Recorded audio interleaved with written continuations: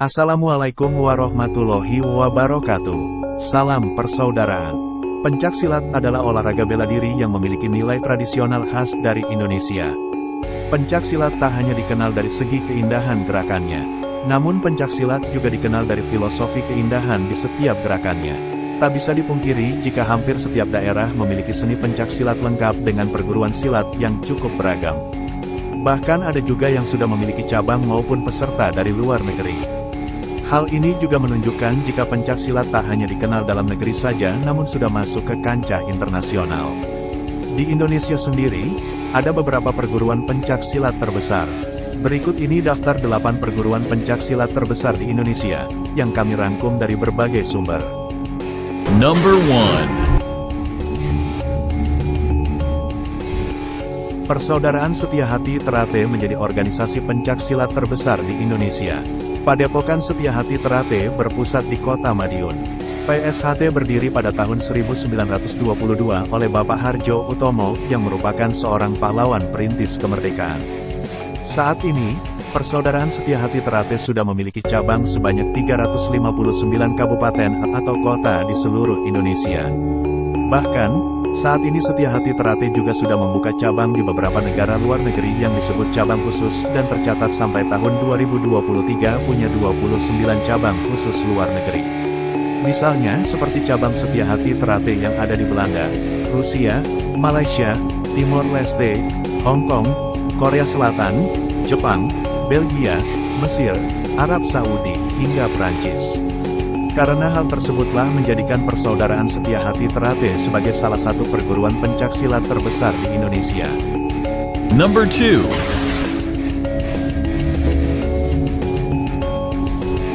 Berikutnya ada Ikatan Keluarga Silat Putra Indonesia Keras Sakti atau IKSPI Keras Sakti, juga menjadi salah satu perguruan silat terbesar yang ada di Indonesia.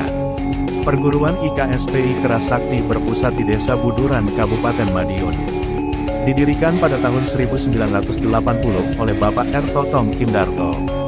Di mana gerakan yang ada di IKSPI Keras Sakti bisa dibilang mirip dengan gerakan kungfu yang ada di Tiongkok.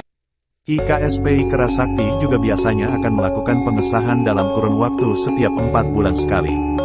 Pengesahan tersebut tak hanya dilakukan pada IKSPI Keras Sakti yang berpusat di Madiun saja, namun juga menerapkan pengesahan jarak jauh. Hal tersebut dilakukan karena perguruan IKSPI Keras Sakti sudah memiliki cabang di luar negeri seperti Timor Leste, Malaysia, Singapura, Brunei Darussalam, Thailand, Korea Selatan, hingga Irlandia. Number 3.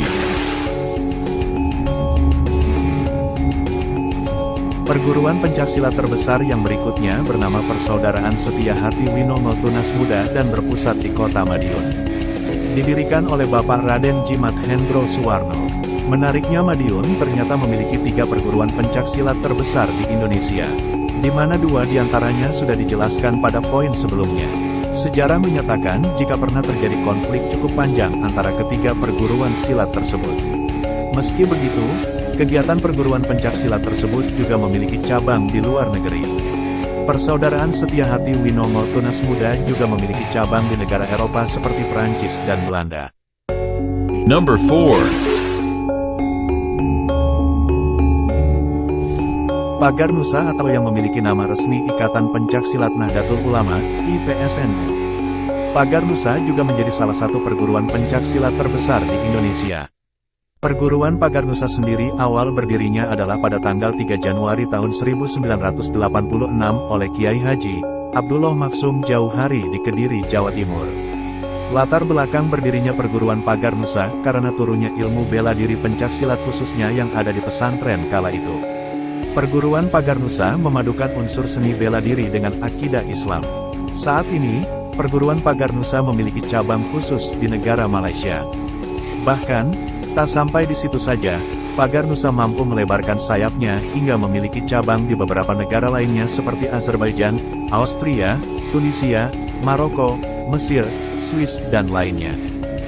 Number 5. Selanjutnya, ada perguruan Tapak Suci Putra Muhammadiyah, atau yang lebih dikenal sebagai Tapak Suci. Tapak Suci Putra Muhammadiyah berdiri pada tanggal 31 Juli tahun 1963 oleh Kiai Haji R. Busro Syuhada di Kauman, Yogyakarta. Tapak Suci Putra Muhammadiyah juga masih masuk ke dalam anggota IPSI, di mana Tapak Suci Putra Muhammadiyah memiliki landasan Islam dengan bersumber di Al-Quran dan As-Sunnah. Sedangkan untuk moto yang dimiliki oleh perguruan Tapak Suci Putra Muhammadiyah adalah, dengan iman dan akhlak saya menjadi kuat, tanpa iman dan akhlak saya menjadi lemah. Saat ini perguruan Tapak Suci Putra Muhammadiyah sudah memiliki beberapa cabang di luar negeri seperti di negara Singapura, Belanda, Jerman, Austria, dan Mesir.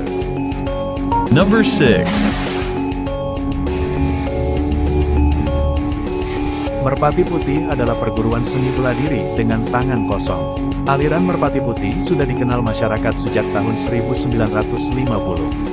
Lalu, untuk tanggal berdirinya perguruan Merpati Putih adalah pada tanggal 2 April tahun 1963 di Yogyakarta.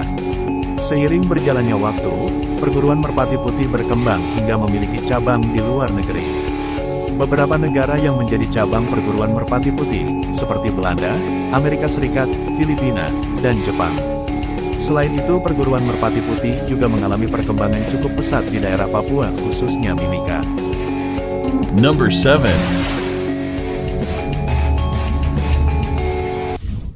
Berikutnya ada perguruan perisai diri yang juga sudah memiliki cabang di luar negeri. Perguruan perisai diri didirikan oleh R.M. Subandi Mandir Joatmojo tepat pada tanggal 2 Juli tahun 1955 di kota Surabaya. Beberapa teknik menarik yang dimiliki oleh perguruan perisai diri adalah seperti teknik Minangkabau, Meliwis, Naga, dan juga teknik Harimau. Seperti yang dijelaskan sebelumnya, jika perguruan silat perisai diri memiliki cabang di luar negeri seperti di negara Australia hingga beberapa negara di benua Eropa. Number 8.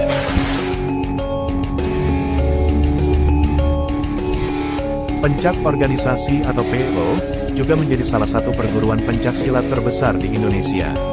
Pencak Organisasi sendiri awal berdiri pada tanggal 27 Agustus tahun 1927 di kota Lumajang. Pencak Organisasi didirikan oleh Guru Besar Imam Sujai yang juga merupakan seorang pahlawan bangsa Indonesia. Berdirinya Pencak Organisasi sendiri sebagai gerakan bawah tanah dalam menentang penjajahan kala itu. Sebelum mendirikan Pencak Organisasi, beliau bergabung dengan perguruan silat Setia Hati Terate. Hal ini juga menjadikan beberapa jurus dari perguruan Pencak Organisasi hampir mirip dengan jurus yang ada di PSHT, namun tetap ada pengembangan dan modifikasi dari jurus-jurus tersebut. Saat ini Pencak Organisasi sudah memiliki perkembangan yang cukup pesat, sehingga mampu meraih banyak prestasi yang begitu membanggakan bangsa Indonesia. Itulah sekelumit penjelasan terkait dengan beberapa perguruan pencak silat terbesar yang ada di Indonesia, yang bisa sedikit menambah wawasan kita tentang pencak silat sebagai warisan budaya asli Indonesia dan bisa membuat bangga nama Indonesia di dunia internasional. Salam pencak silat Indonesia.